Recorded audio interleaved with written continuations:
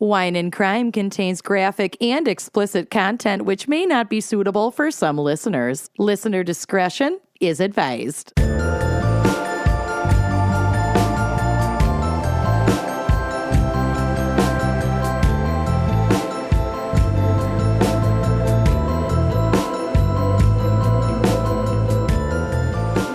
Listening to Wine and Crime, the podcast where three friends chug wine, chat true crime, and unleash their worst Minnesotan accents. Oh, yeah.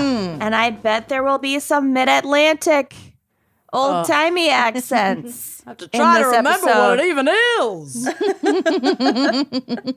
Don't make me sing. Goodness gracious. Oh. We'll get I couldn't possibly wash my own hair. I'm going to wash that man right out of my hair. All right. Well, today we have... Oh, fuck it. God. This is so Kenyan's episode. I'm Kenyan. I'm Lucy. I'm Amanda. Today, we have a very special fan pick brought to you by someone. We forgot to put their name in the note. I will get it right now. So this is an anonymous person named Bear from St. Paul.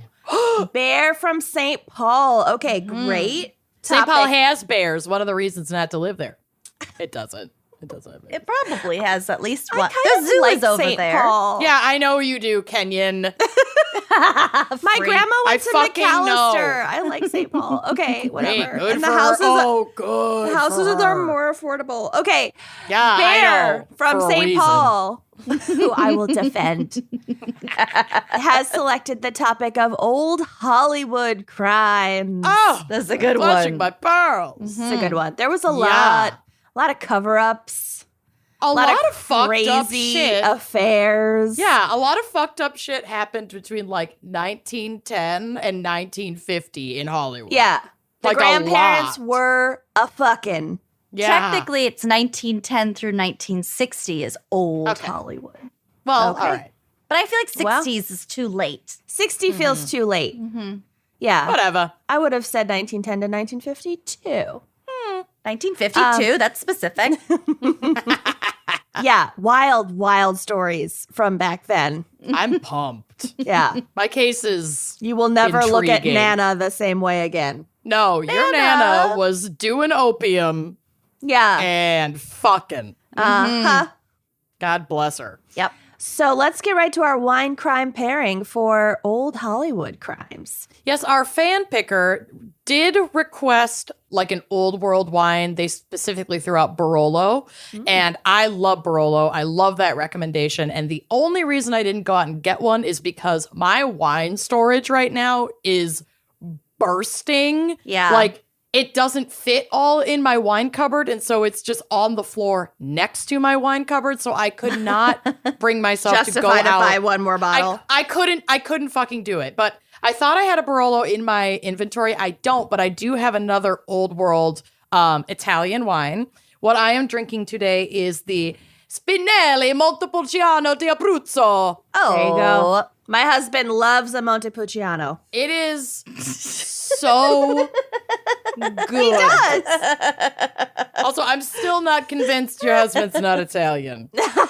Italian stallion. The He's- number of random people who just assume he's Italian is quite high. I mean, he's People got the who don't- look. People who don't know that Jews exist. Well, right. I know Yeah. that Jews exist. And there are a lot of Italian looks Jews. Italian. I think he looks like he could be Italian and also Jewish. The cultures are very similar.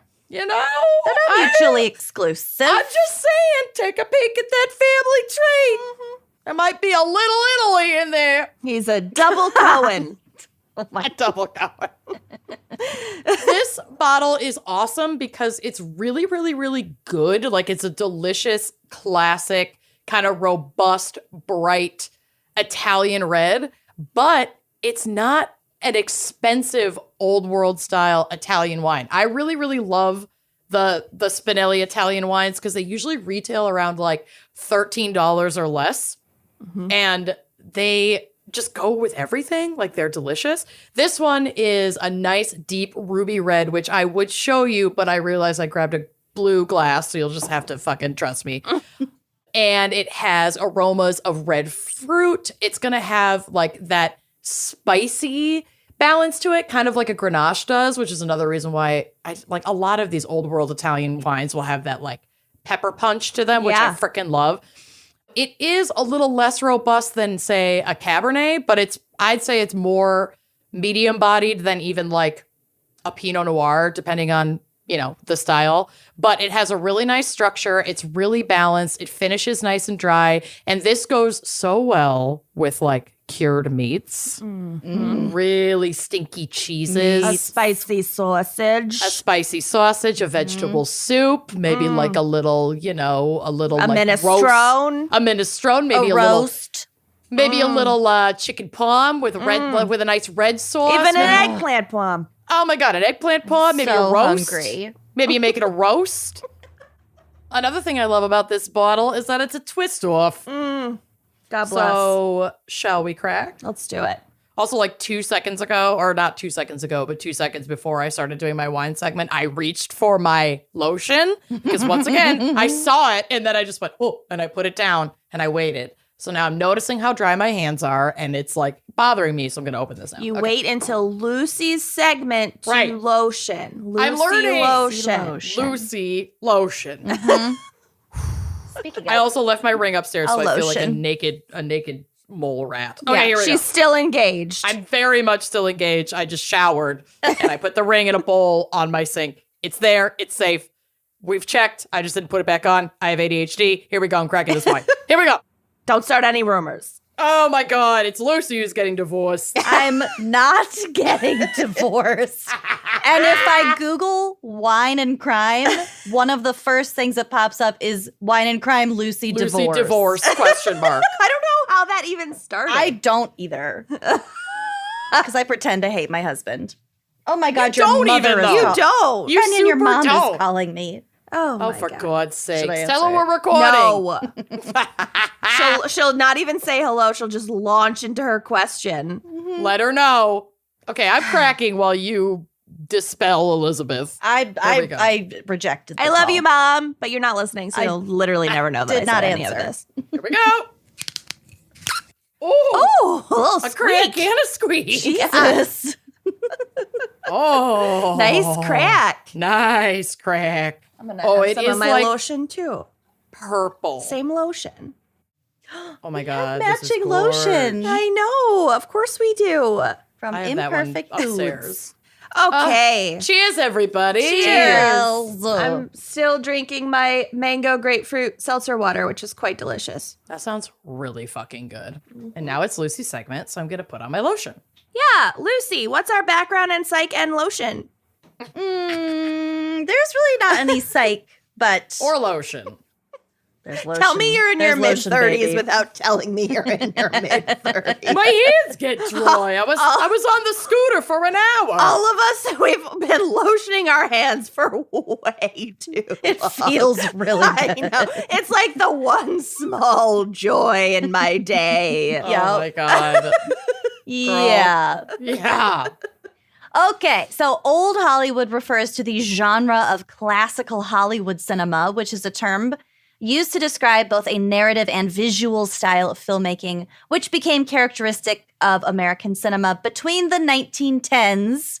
It increased rapidly after World War I and the 1960s or 1950s. It eventually became the most powerful and pervasive style of filmmaking around the world. Cool. My ring light is haunted. It just turned up on itself.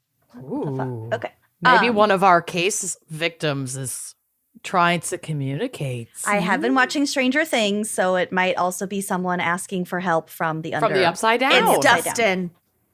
Or maybe Vecna. I don't know. I was barely following. I watched it all.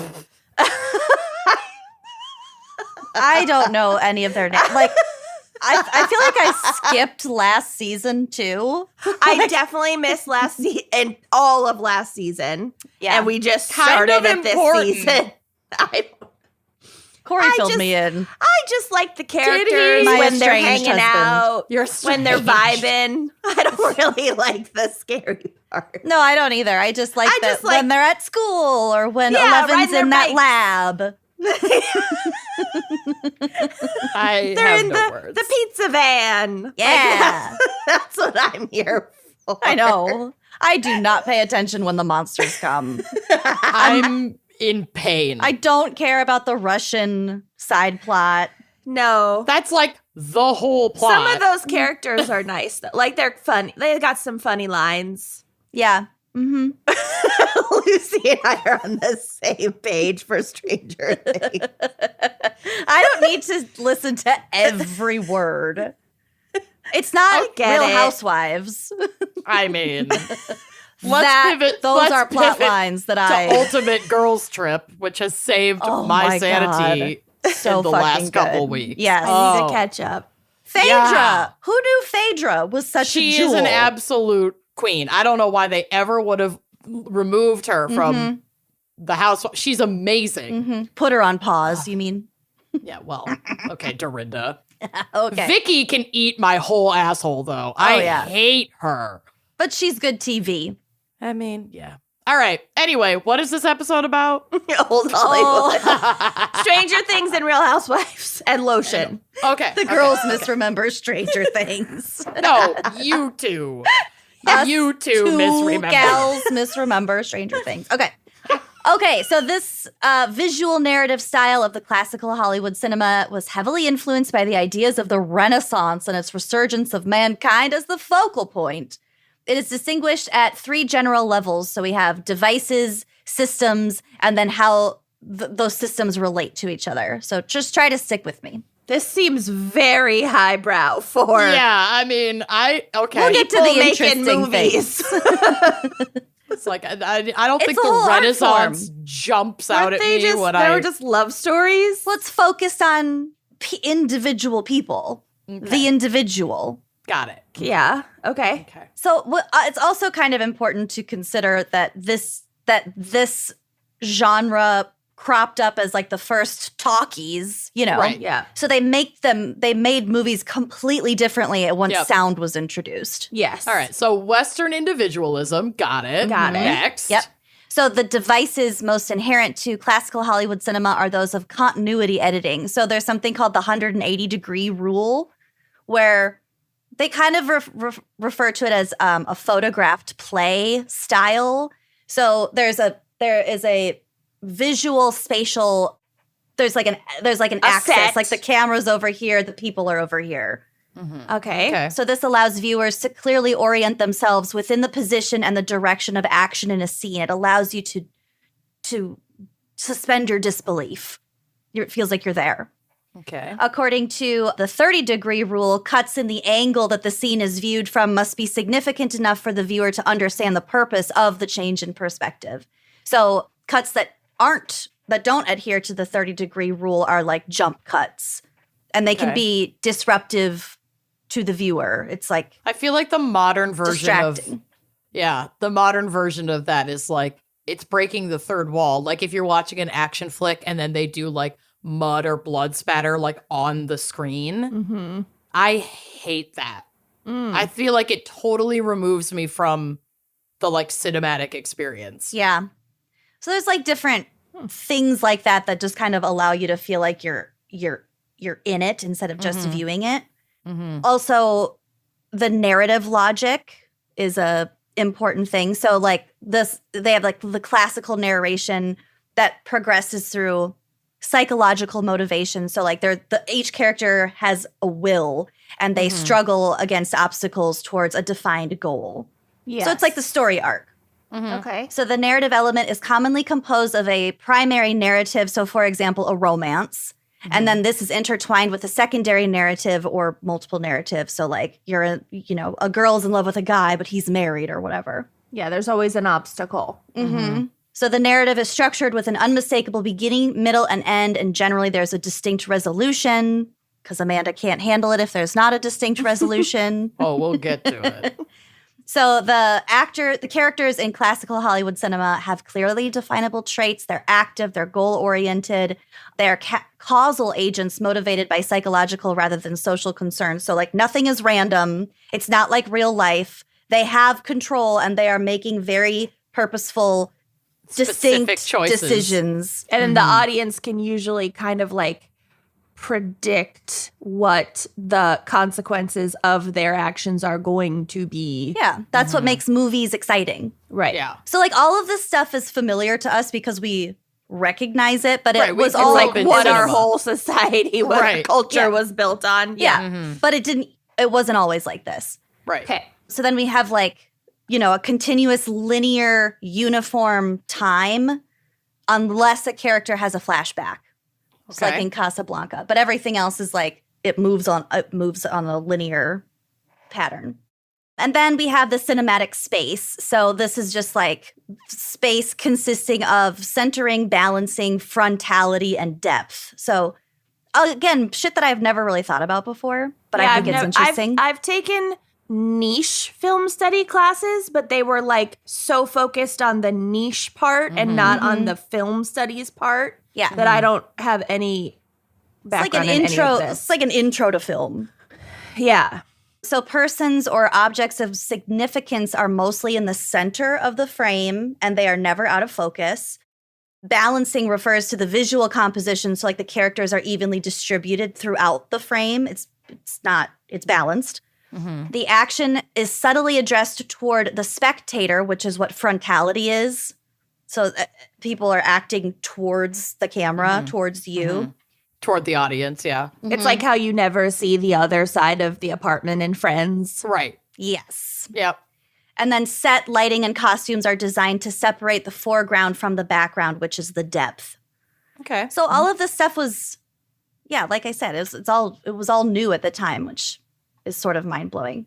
Yeah, and it was like like Kenny kind of mentioned, it's like a brand new adaptation of the performing arts that we did know, which were all on stage. Right. Mm-hmm. It's the photographed It makes play. sense. Yeah. That this is how it was. Evolving. Yeah. Mm-hmm. And It's why a natural progression. why silent films were so different, because when they were first made, it was so much of just like playing around with the technology. It was like And like one camera. yeah, it was like following someone watching around. somebody like play with a ball and then the ball disappears, and it was like, whoa. It was almost more like magic tricks Right. and It was like vaudeville almost. yeah. Yeah. And then like one crazy guy in the corner playing a piano and just Right. sweating his ass off. Yeah. And then people thinking they're going to die because a train is coming toward them. So that's my only boring part, I promise. It gets more interesting. So We learned things. Yeah. So for better or worse, old Hollywood was basically ruled by what's known as the studio system in the 30s and 40s. Quote, the studio system is a business method where Hollywood movie studios control all aspects of their film productions, including production, distribution, and exhibition. So like they owned the theaters too. It was a monopoly. Yeah. We'll get to it. Rife with exploitation. I was We'll going to get say to it. super problematic. Continue. If you've ever seen Mommy Dearest, don't fuck with me, fellas. I'm watching that tonight. That I'm is setting- absolutely due for a rewatch. Yeah. I'm setting so like I know fucking we've good. talked recently about needing to rewatch Mommy Dearest, and I didn't do it, so I'm looking up where it's streaming right now. It's a good move. But a lot of that has to do with her struggles with the studio execs. So it's kind of They a used good. to put people on drugs. We'll get to it, Oh, honey. doctors. We'll Okay. get to it. Oh yeah. So these big five studios were Metro Goldwyn Mayer, Warner Brothers, Paramount, Fox, and one called RKO, which I've never heard of before today. It's on Amazon Prime. It's on Apple TV. Nice. Okay. So all personnel, including actors, crew, directors, and writers, were under contract to the studios, and these contracts could last between 4 and 7 years. Commonly, Yeah. they were It's a long ass contract. They 7 years owned of your you. life. they completely Yeah. owned you. You couldn't work anywhere else, honey. Well, some actors were loaned between studios, but that was fairly rare. And also not up to them. No, they had really no agency. So they were under these long contracts, it made for efficient and assembly line style filmmaking that dominated the industry for about 2 crucial decades, so the 30s and 40s. In other words, these studios were vertically integrated and everything was handled in-house. Yeah, and they were Yes. just churning out movies So there was multiple no times a like year. dealing with conflicting schedules. It was just like you were just puzzle pieces on their board. Yep. You meaning Lots of we're money. all classic Hollywood actresses, starlets. Yeah. Ingenues. Right. Mules. Anka jams. Anka jobs. So Anka jobs. some characteristics of the studio system include, so the studios, like I said, owned their own movie theaters, and those would play, so like, an MGM movie theater would only play MGM movies. Oh, okay. Studios offered independent theaters a block set of films, and this was known as block booking. And these blocks contained the desirable movies mixed in with the unwanted movies. Because not Okay. every theater was owned by a studio. There were independent ones, but they had to take the bundles. The cream, what is it? The wheat with the chaff? What's the thing? Oh, wow. I don't fucking know. Whatever. Nailed it. Everyone from actors to directors were paid a salary instead of per film, along with having contracts. So They could just way overwork you and way Yeah. underpay you. Yep. Most of these studios were fronted by major movie moguls who previously owned movie theaters in the 1910s before heading to Los Angeles to run their own studios. And it also, like, it goes without saying, but this is like a very white Yes. We bit will of history. sort Yeah. of get to it. So, Yeah. like, there were black folks in film, but they were, if you think that it was, like, Not bad very to many. work under a Hollywood contract, Yeah. there were not very many. And if they were paid at all, it was pennies. However, the white actors were exploited. The people of color were exploited far worse, or just completely blocked from the industry. Yep. So aside from the big 5 studios, there were also 3 smaller studios that did not own as many of their own movie theaters. So these were Universal, Columbia, and United Artists, which was a studio founded by Charlie Chaplin, Mary Pickford, Douglas Fairbanks, and D.W. Griffith, precisely because the studios were so controlling of their work, salary, and creativity. So they just made their own. That's what United Artists is. It's interesting how many of these still exist. Yeah. Like- Except RKO, whatever the fuck Yeah. that is. Well, and that might exist too. That's ringing like a very vague bell. Yeah, I don't know. So eventually the feds, like Amanda noted, forced these major studios to shut down over antitrust laws since they basically formed a massive monopoly. RKO was dissolved in the 50s. Okay, I take it back. So initially, like in the 1910s and 20s, these dudes were obscenely rich. And at first, They owned the entire industry. the monopoly. Yeah. At first, they didn't care about potential repercussions of their creativity, but that did not last long. So this is from a PBS article. It was a rash of Hollywood scandals in the late teens and early 20s that helped intensify the ire of local censors and forced the film industry leaders to address the industry's image problems. In 1921, comedian Fatty Arbuckle was accused of the rape and murder of a young actress. Yep. Director William Desmond Taylor. Did we cover that? Amanda, I think you covered that. I think I did. Yeah. Like a long time ago. Yeah. Real early in the game. Could have been comedian crimes. It might have been. No, I didn't cover him then, but It was you did though, I think. Yeah. Director William Desmond Taylor was found murdered. Actor Wallace Reed died of a drug overdose, and America's sweetheart actress Mary Pickford, one of the United Artists, obtained a quickie divorce to marry dashing matinee idol Douglas Fairbanks. Very scandalous. I love it. Studio Back heads, when you could only get a divorce in like 2 states, Right. right. which we're heading back towards. Unless you had enough money, which she did. Studio heads hired a public relations man named Will Hayes to bolster the industry's tainted reputation. Bolster their taint. Bolster their taint by convincing the nation that Hollywood was not at all scandalous, or not all scandalous, and that the movie industry would censor itself. But Hayes, at the time, was merely a spokesperson. So since he had very little power to change the content of the films themselves, The criticism escalated, exploding into a national crisis when sound technology gave the movies a voice, like we talked about. There was a lot of, like, rapey, like, hints. Rape being very much hinted at in silent movies. Like, if you go back, it was, like, pretty explicit and graphic for the time, which you, like, would not think about. Well, let me just finish this segment. But basically, changes were implemented, which I'm about to tell you about. Before those changes and after those changes, it's fucking night and day. Like, if you watch movies like a chronological order, it's really insane how much this affected the content. So in the late 1920s, state censorship boards were working overtime to keep up with the talkies. These talking pictures incensed religious leaders concerned about America's youth. Somebody please think of the children. The children, yep. They are our future. I believe. Quote, silent smut had been bad. Vocal smut cried to the censors for vengeance, wrote Father Daniel Lord. His last name was Lord. Good Lord. An influential Jesuit Lord. teacher in the 1920s. Bad Lord. Ugh. Catholic religious leaders especially turned up the heat on Hollywood, calling for strict moral standards and a code of conduct for movie content based on the premise that, quote, no picture shall be produced which will lower the moral standards of those who see it.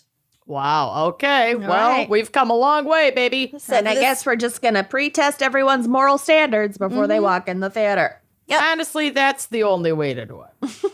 Well, there are two ways to do it. And the other way is what's known as the production Watering code. everything down, yeah. The production code spelled out specific restrictions on language and behavior, particularly sex and crime, which were two surefire box office draws. That's what people wanted to see. Still do. They're the reason we have a job. Yep. Yeah. We are pornographic. Yeah. It prohibited nudity, suggestive dances, and the ridicule of religion. My God. Incredible. It You forbade can't make fun of our cult. It forbade the depiction of illegal drug use, venereal disease, childbirth, and miscegenation. I never know how to say that. So interracial coupling. Yeah. Great. The language section banned dozens of quote-unquote offensive words and phrases. Criminal activity could not be presented in a way that led viewers to sympathize with the criminals. Murder scenes had to avoid inspiring imitation. Uh-oh. So all of our recommendations on, like, how to hide a body would not have gone over. No. No. We wouldn't have done well. We would not have succeeded.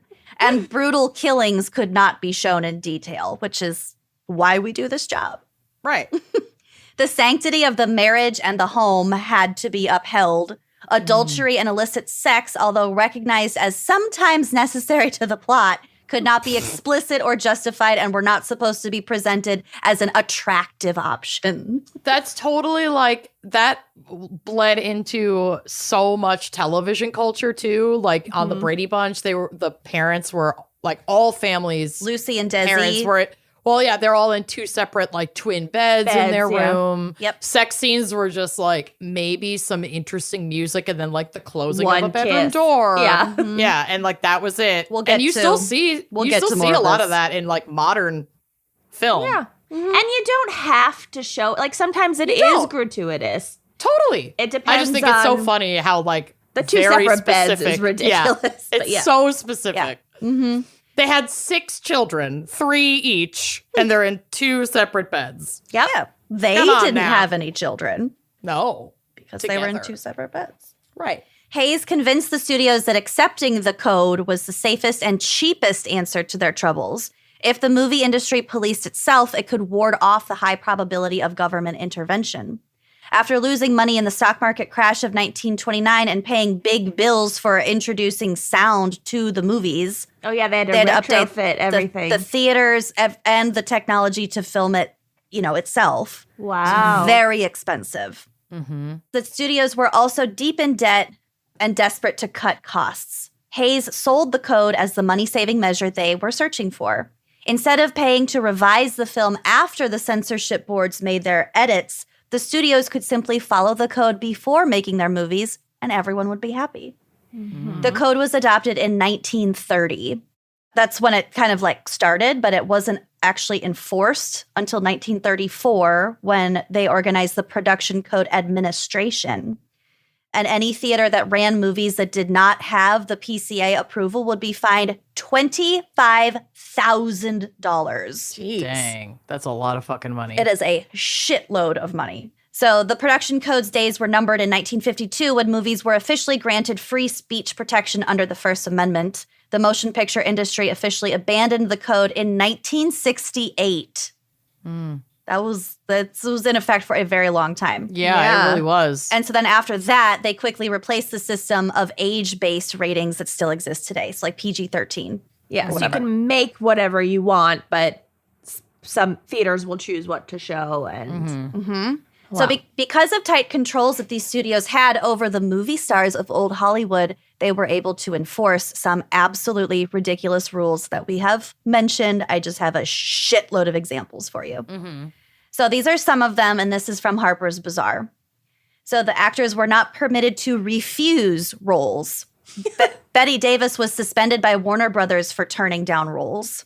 Wow. When Louis B. Mayer, who's the co-founder of MGM, wanted to break his contract with actor John Gilbert, he planted rumors about the star and reportedly intentionally put him in bad movies. So as a result, Gilbert's career completely tanked. yeah, they just had total control. And unlimited opportunities for sabotage.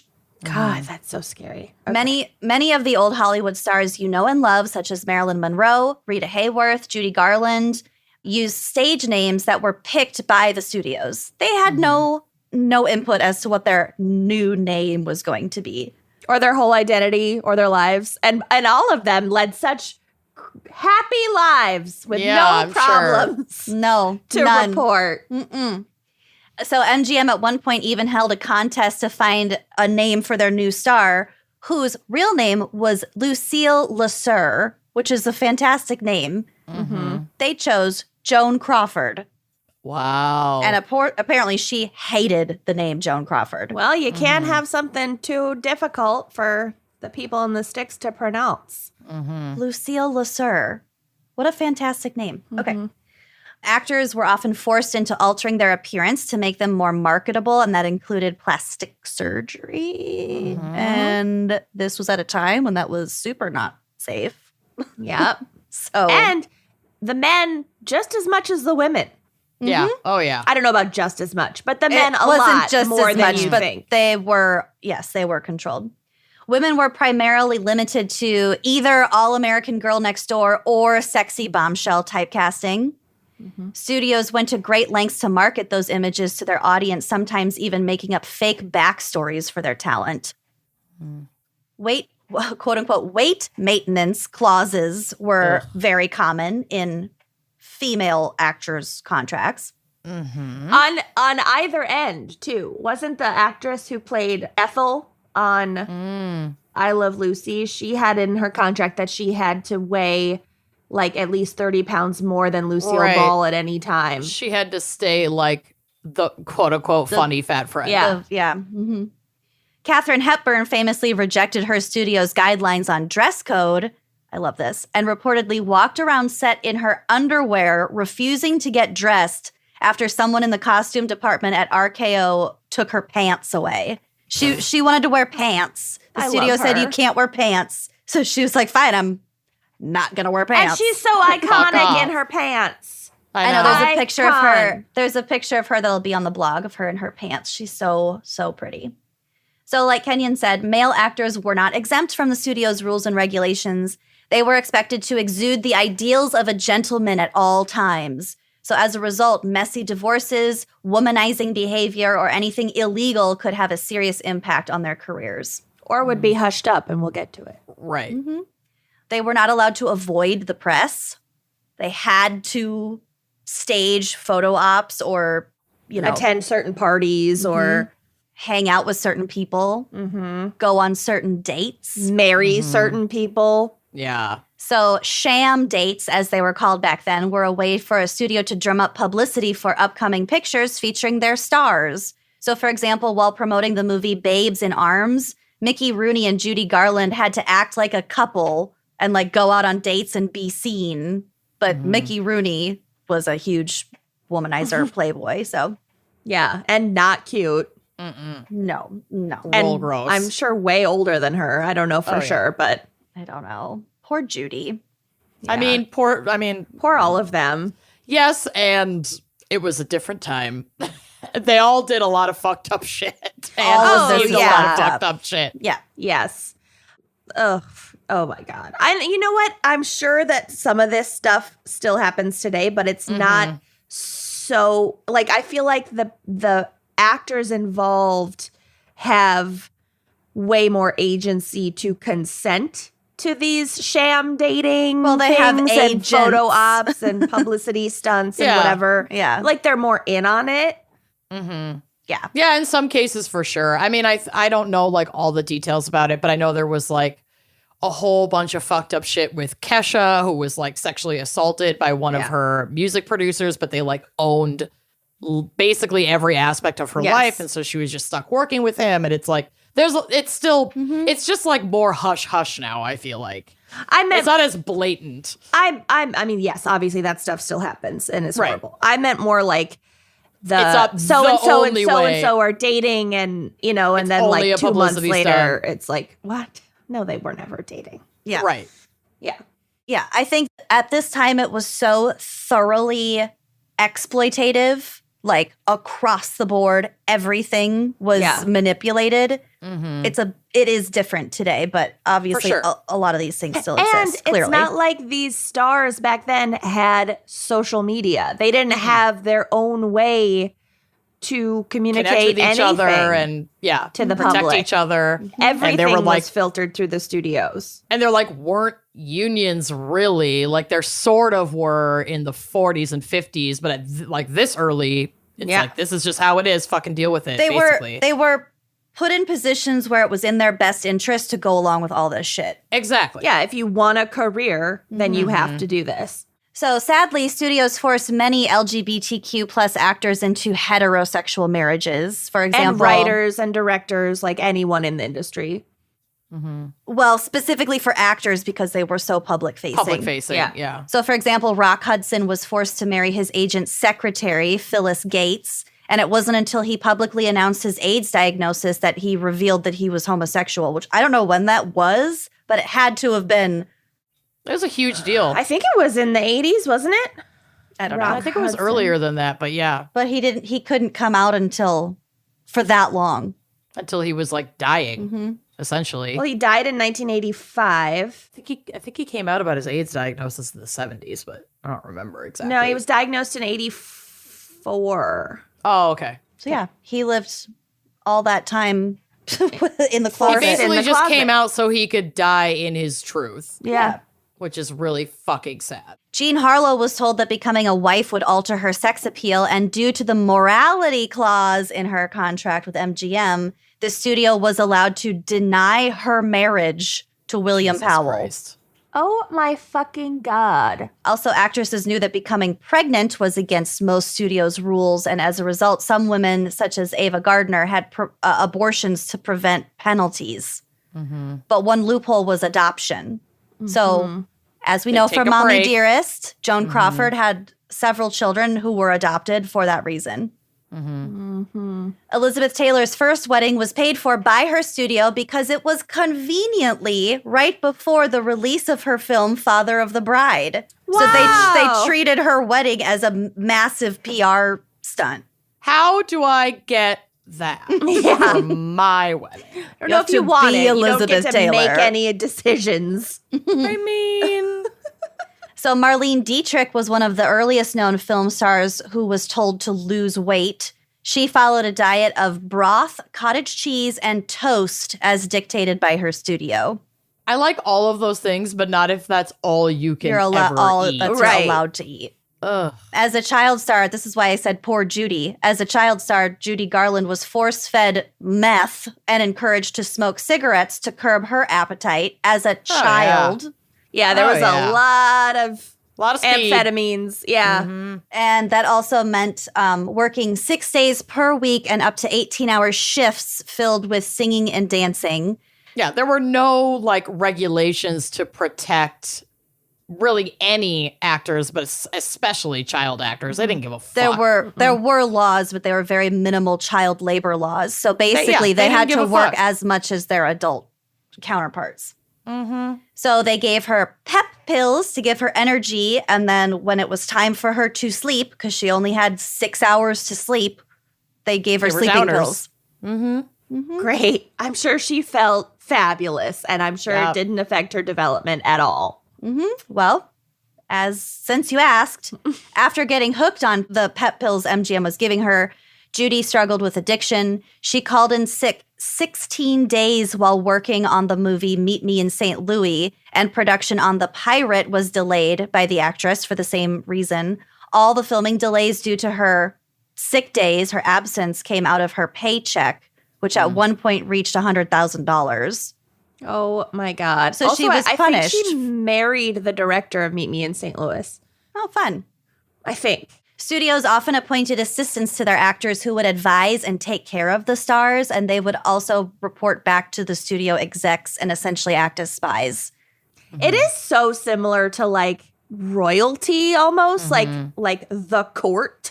Yeah. Back in Well, right. Like different centuries. chaperones Yeah. and arranged marriages and And one person being allowed to like decide who and if you can get married. I say who, I say when, I say who. who. Yeah. Also, I read that Judy Garland's nanny at one point, like the nanny of her children, was spying on her that whole time, and she felt really, really betrayed, obviously. 'Cause she's like her child's caretaker. That's great. That won't induce any paranoia or trauma. No. That's why she was God. such a lunatic Oh, later and in her life. so is her daughter. Some of the rules put forth by the censorship were about on-screen kisses because they were not meant to look too lustful, which meant that they couldn't last longer than 3 seconds. So that I explains adhere to that. why you might see all those intense but very short kisses in old movies. Little pecks. Really, No really tongue. intense, but really short. And that was it. Gross. I hate it. Yeah, just It's so much worse. what is it called? Firm pressing? What's it Yeah. called? Firm Yeah. pressing. A firm press. They're basically on film soaking for wine. Yeah. Mashing mouths. Yep. Looks painful. On a similar note, and my last fun fact for you, there was a rule called the 1 foot on the floor rule that was implemented to keep actors from looking too horizontal while filming intimate scenes. Incredible. So there's a I picture. feel like I've heard of parents implementing that rule for like their Probably. teens. There's a picture on the drive of who is this? Marlene Dietrich with 1 foot on the floor while she's kissing some guy. Oh, I see it. nice. Yeah. So anyway, fucked up time. Pretty fucked up time. But that's a little background for old Hollywood. Anytime a corporation or any kind of capitalist structure has a monopoly and control, it's not going to go great. Nope. Yeah. Looking at you, Elon. All right. Well done. Thanks. Learned so Very much. interesting. Yeah, there's your intro to film. Let's hear a quick word from our sponsors, and then we'll get to some more salacious tales. So much salacious shit. We've all been there, folks. Out of nowhere, you get hit by an unexpected expense, a bill. Maybe you're trying to catch up on high credit card balances. Hi, it's me. And when that happens, it can feel like the weight of the world is coming down on you. It is normal not to know what to do. Yep. And that is why Upstart is here to help. Absolutely. Upstart powered personal loans can help you pay down high interest debt all online with simple and easy to understand payment terms. Upstart has helped over 1.8 million customers on their path to financial freedom. Isn't it nice? Yes. It is nice. So whether it's paying off credit cards, consolidating high-interest debt, or funding personal expenses, Upstart can help you get one fixed monthly payment with a clear payoff date. Upstart knows you're more than just your credit score, so rather than looking at just your credit score alone, Upstart's model considers other factors like your income, your employment, and other important information provided in your loan application to find you a smarter rate for your loan. You can check your rate in just minutes for loans between $1,000 to $50,000 without impacting your credit score, people. There's nothing to be afraid of. You can even receive funds in as fast as one business day after accepting your loan. So don't wait and check your rate today at upstart.com/gals, G-A-L-S. That's upstart.com/gals to check your rate today. Don't forget to use our URL to let them know we sent you. Loan amounts will be determined based on your credit, income, and certain other information provided in your loan application. Go to upstart.com/gals. When it comes to weddings, there is a lot to think about, a lot to plan. You want everything to be perfect. There are questions you have to answer that you don't even know to ask yet when you first get started, but it's also just like fun and exciting.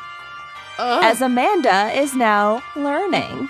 Listen, I used to be crabby that you all got the experience of Zola and I didn't, and now I'm in it, people. That's right. Wedding planning with Zola makes your day perfect. It really does. I am deep into Zola, my friends, and whatever kind of wedding you're planning, Zola.com is the one place to start. They've got your back for all of your wedding needs, and that is why over 1 million couples have planned their weddings with Zola.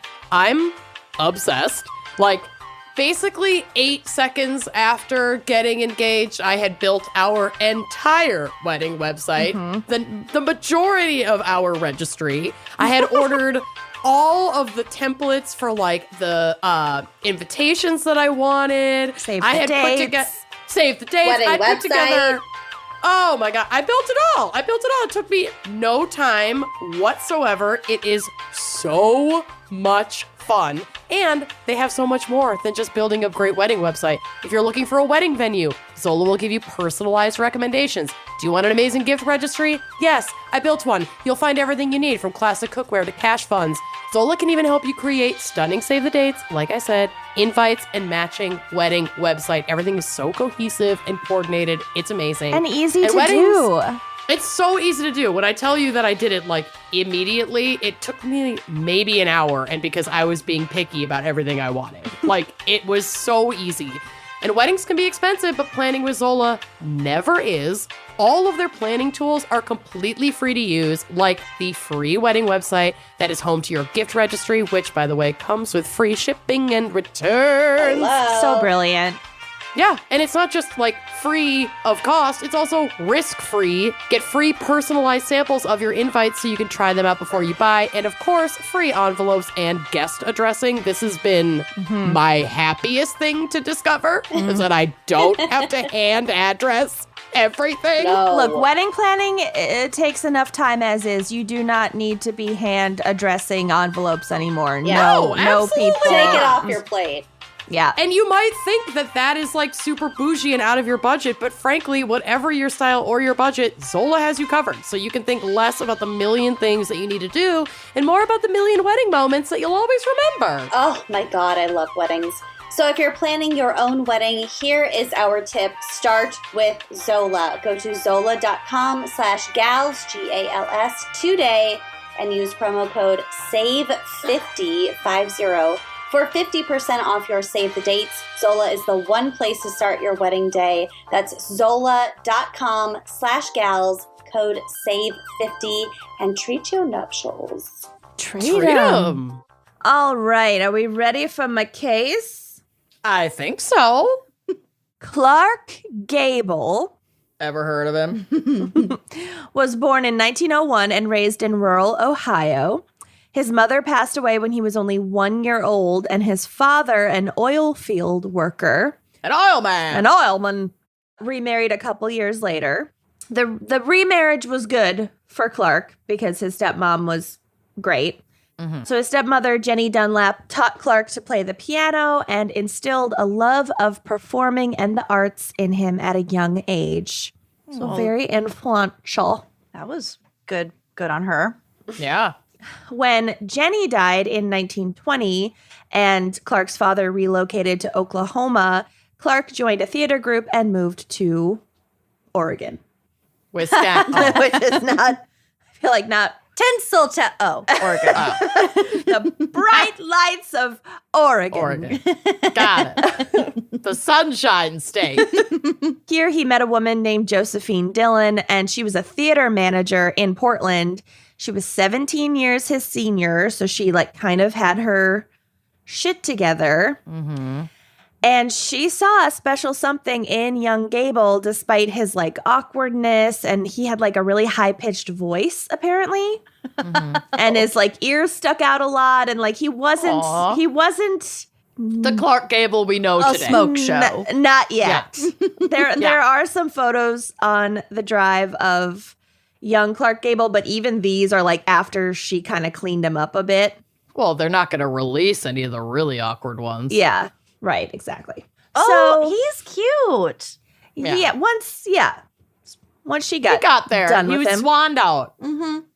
So she took him on as a student and paid to have his teeth fixed and his hair styled. Wow. That's not cheap. Sugar mama. Yeah. His speech habits and mannerisms gradually improved. I don't know if she like got him a tutor or she just kind of like got him into shape. I don't know. And eventually Josephine believed that he was ready for Hollywood.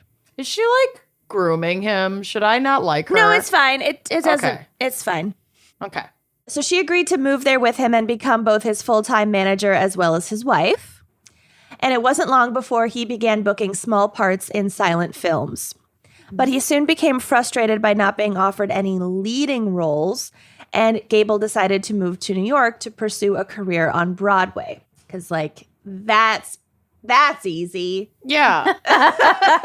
If you my can't make it second in choice. Hollywood, yeah. Your safety school Yeah. is Broadway. If you can't act, try Right. acting, singing, and dancing at the same time. Right. No big.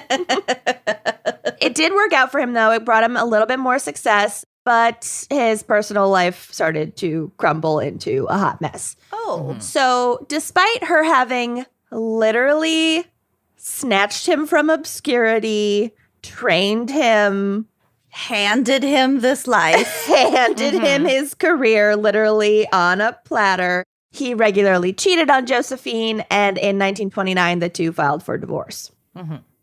Men.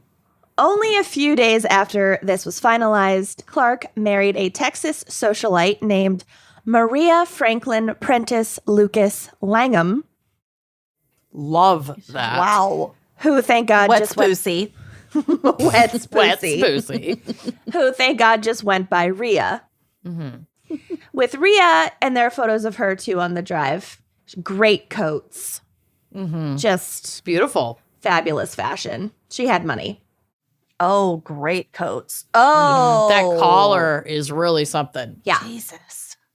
So with Rhea, he returned to Hollywood, and this time around he had much better luck because he kind of had like an in to some of these social circles now. Before long, he became MGM's most in-demand romantic leading man. Some sources point to his, quote, unshaven lovemaking with braless Jean Harlow. Hot. Hot. Look at Who Lucy's was face. unshaven? Pretty hot. Him? He was What unshaved. was unshaven? Okay, I'm just checking. Doesn't change anything for No. me. It actually, one makes it better. I think everybody should be unshaven. Yeah. Yeah, and braless, I mean, hey, you got me. These are two things I fully relate to. So this was apparently the turning point in his career as a romantic lead. I don't know what movie that was in. I have to look it up. Sounds great. Okay. I'm looking it up Love it. right now. Gable would go on to make dozens of films under contract with MGM and became known as the King of Hollywood. Dang. In 1939, he reluctantly accepted, aka was not allowed to refuse, the role of Rhett Butler in Gone with the Wind, which would remain his most enduringly famous performance. Also, so much to say about Gone with the Wind. I feel like we've talked about it before. Oh my God, there are still photos. She doesn't hold up. Does not know. Extremely problematic. Also, a big part of our history and culture. Mm-hmm. And I do think important to read with a critical lens in order to understand a lot of our history. Mm-hmm. As long as you are reading it with that critical lens and not just like taking it for how things were, which it fucking was not. Mm-hmm. Okay. I'm putting some very erotic images in your folder. Of an unshaven Clark Gable. She is eating braless. pussy. And Jean Harlow. Let's see. Yeah. Well, I haven't dropped him yet. Okay. Unshaven She's just obtaining and hoarding them for herself. For her own bank. Spanking my bank. Gross. I'm offended. It's a high yield account. Okay. So Clark Gable really did not want this role, even though it became his biggest role of his whole career and like defined him as this icon. Okay, they're in as Unshaven 1 and Unshaven 2. Oh, wow. Yeah. Yeah. Put it in your bank, I mean, baby. he looks pretty shaven to me, but Oh, yeah. That is- maybe it Oh, was her braless, that was though. unshaven. Maybe. Maybe. oh Maybe he's very just braless. Usually so clean shaven that Like that's you can almost see nip in one of these. Yeah. Mhm. I think you kind of can. the PCA Areola. would not have approved. No, it's great. Was this pre 1934? It was in the 30s. I don't know about but before 1934, but definitely in the 30s. Okay. Before 1939, for damn sure. Perfect. So, Gable did not want to be in Gone with the Wind. He refused to read the book that the movie is based on and later said Too long. which it is a page turner. Later said that the pressure to accept the part, this is how he felt, quote, "I think I now know how a fly must react after being caught in a spider's web." So he really didn't Okay. want to do it. But on set, he befriended Hattie McDaniel, the actress who plays Mammy, and went on to become a regular attendee of her famous Hollywood parties. Some sources credit Gable with desegregating the set after he was alerted to the existence of white and colored signs on the studio's facilities. And reportedly, he called the movie's director, Victor Fleming, after seeing these signs and stated, quote, "If you don't get those signs down, you won't get your Rhett Butler." And the signs were taken down. Cool. But I didn't fucking know this part. This didn't stop the movie's Atlanta premiere from being segregated. Yep. In Atlanta? Yeah. And Hattie McDaniel, who was one of the main characters of the movie, was not allowed to attend the premiere because Oh she was my black. God. And she later became the first black person to be nominated and For an Oscar, right? for an Oscar and the first to win. She won Best Supporting Actress for that role, which is like very bittersweet because obviously the role is super problematic, but like she also did. I don't know. It's just so much to say about Gone with the Wind. So that's fucking crazy. Despite Gable's reluctance to take the part of Rhett Butler, it did have at least one large benefit. It brought in a large enough paycheck that he was able to pay for his expensive divorce settlement with his second wife, Rhea. Well, she needed to maintain her coat lifestyle. Yeah. So I get it. That Absolutely. alimony's not cheap. Well, if she's a socialite, she's probably fucking rich herself, too. So, Right. But still, a lot of assets to divvy up at that point. think of the coat. the coats. So this was a long and drawn out process that began in 1936, and he started dating and fell in love then with actress Carol Lombard. And it sounds like she was the real like love of his life.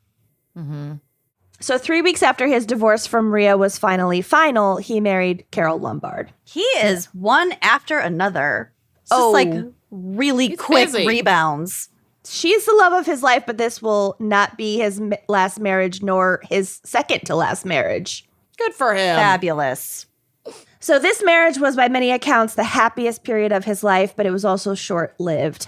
On January 16th, 1942, Lombard was flying back from a trip selling war bonds, which her mother actually accompanied her on. and the plane crashed near Las Vegas, killing all 22 passengers aboard. Oh my God. I didn't know she died in a plane crash. I didn't That either. is so scary. So he had to fly to the crash site to claim the bodies of his wife and his mother-in-law. Oh. At the crash site? Ugh. Oh, Yeah, she is well, a fox. Yeah, I just at the Googled morgue, her. I'm assuming. After this tragedy, he would go on to act in 27 more films and to marry twice more. But according to those who knew him, he was, quote, never the same. And like, how could you be? Right. That's traumatic. Soon after Lombard's death, he decided to join the war effort himself and enlisted in the Air Force. In a weird / like disturbing piece of trivia, this was fucking crazy. Adolf Hitler was like a huge Clark Gable fan Yikes. and is rumored God. to have offered a sizable reward to anyone who could capture and bring Clark Gable to him unharmed. Oh Like my he God. wanted him kidnapped and Oh my brought God. to Germany. Hitler was such As a a stable pet. genius. I could see Such Trump a doing stable that. genius. Yeah. The parallels are undeniable. Yeah. Yeah. That isn't that can you imagine? No. It That'd would be be so like if- fucking freaky. It would be like if Kim Jong-il was like, bring me Brad Pitt. right. Alive. I love him. I want him alive. Yeah. Like, what? Ick. It's insane. Bring I'm me his Brad biggest Pitt. fan. Bring me Brad. Oh my God. Get Brad on the phone. Get Brad on the phone. Emily. Get me Brad. We are blending so many references in the last like 2 seconds. Anyway, I love it. So I af- followed all of them. I love you. After Course being you did. after being discharged from active duty, which was under pressure from MGM because they were like, you are way too valuable of a leading man to Right. To be kidnapped by wasted Hitler. in the Air Force. Right. Like, To die fuck at the war country. or be Yeah. handed over to Hitler on a silver platter. Yeah. Ick. Gable was returned to Hollywood, but in 1945, he was involved in a car accident, and this is our scandal. Hold on. How did they get him out of the Air Force? Can you just Oh, quit money the war? and Yeah, I don't know. there are a lot of like quote unquote important or powerful people were exempt because of their like status in society or their contributions quote unquote to Yeah. American culture. Like this was I not know, uncommon, but- especially in Hollywood. Yeah. And Ronald these- Reagan, like, served in the army, but literally all he did was make movies Yep. on a fucking Hollywood lot during the basically war. that- Elvis. Yeah. Isn't that in like the first Captain America movie where they just like basically send him around selling war bonds and doing like Yeah. propaganda? Yeah. That's like real. So I'm sure the studio probably, like, pitched that to the Air Force, and they were like, okay, fine. Mm-hmm. Yeah, that's just bizarre. Or maybe his, like, term of duty was up, and then he wanted to re-enlist, and the studio was like, no, fuck Absolutely you. not. Yeah. I don't know. So anyway, 1945, he's in a car accident. The Los Angeles Times story the day following the accident read, do you want to do your ticker tape noise? Clark Gable injured in a freak auto crash. Oh my God. Freak auto crash. Wow. That was the headline? Yeah. Wow. Clark Gable, the motion picture actor, was in Cedars of Lebanon yesterday, recovering from injuries he received in a freak accident late Saturday, 24 March. On the Accident. 24 March, on the traffic circle at Sunset Boulevard and Bristol Ave in Brentwood. Dr. Myron Prince Metal, the actor's personal physician, says his condition is not serious. Gable, according to a report at Metro Golden Maya Studios, was driving east on Sunset Boulevard and This is amazing. in accordance with traffic regulations, proceeded around the south half of the traffic circle. He was confronted with another car, the driver of which was apparently had become confused and was proceeding west on the same arc of the circle. To avoid colliding with the other car, Gable drove his automobile over a curb. This is turning into the lifestyles of the rich and famous voice. Totally. Still works. I Still works. can't help it. I don't know what I'm doing. Okay. Gable's car struck a tree, throwing him against the steering wheel. The actor received a laceration on the right leg, which required several stitches, and a bruised chest. The studio Not the reported. chest. A bruised chest. Dr. Prince Metal offered Gable to remain in the hospital over Prince Sunday. Metal. He is expected to leave the institution today. The driver of the other car apparently did not realize that Gable had had an accident and did not stop. It was reported. The other car was drunk Yeah. and going the wrong way in a roundabout. The other car was That's what- drunk? Oh, I didn't know which car was going the wrong way. Well, according to this report, Clark Gable not at fault at all. Perfect. According to traffic regulations, he is perfect. Okay. The simple-seeming narrative would soon become the subject of persistent rumors that something much more sinister had occurred. Okay. Gable was a notorious drunk, and the Yeah. story that he had been driving home late at night, quote, in accordance with traffic regulations, seemed obviously untrue. Okay. Or suspicious, highly suspicious. Sus. This led people to wonder what had actually happened. Was something being covered up? Probs. Yes. For sure. Turtley for sharks. Totally for sharks it was. Soon the story that was being whispered around Hollywood was that actually Gable had been driving home drunk and that he had struck and killed a pedestrian. Yikes. Oh. Not good. According to these rumors, the news coverage of the accident was part of a cover-up that had been orchestrated by MGM to protect their big star. Yep. And this seemed especially likely because it was an open secret that MGM was consistently covering up stories of Gable's drunkenness and infidelity before they could make it to the press. Soon, the rumor took on a life of its own. Before long, the story was that a low-level MGM employee had been pressured into taking the fall for Gable, pleading guilty to striking and killing a woman with his car, while Gable was a passenger. This is a rumor. This is a Yeah. rumor. And serving a short jail term in return for a guaranteed job for life at MGM and a higher salary. Okay. Which, like, I can absolutely see having happened. But Right, also, yeah. it's a rumor. What is known for sure is that the car accident occurred around 4 a.m. Ooh. So he was not sober. Nobody's driving at 4 a.m. sober. Unless, like, you have to get to work. But, like, he's Right. Cable. Right. Right. Early flight. I don't know. And there were no eyewitnesses. So the tree that Gable crashed into was on the front lawn of a talent agent who recognized him. That was just like pure luck. Oh my God. And knowing that the press would have a field day with photos of the movie star drunken and bloodied in the driver's seat of this car wrapped around Yeah. a tree, this talent agent called MGM before he called the police. Oh Okay. my God. That was so fucking lucky for Clark Gable. Yeah. I mean, yeah. The first people to arrive on the scene were MGM publicists and the studio's security chief, Whitey Hendry. There you go. So yeah, Like- they just Like, not puppeteered EMTs. the whole response. Yeah. So who knows what happened? Exactly. A studio doctor also arrived on the scene and administered first aid. A studio doctor. Wow. So the studio's fingerprints are All over it. all There over. is Something- no way to know. something fishy happened. After for which sure. Gable was transported to the hospital and the wrecked car was towed away. So, like, the press couldn't take photos of it.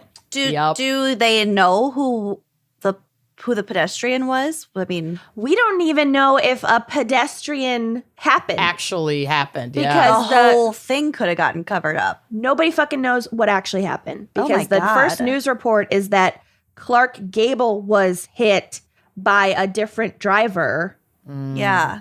and then that driver drove away. So there is no body that anyone's aware of. A body has never been produced. Okay. Jesus.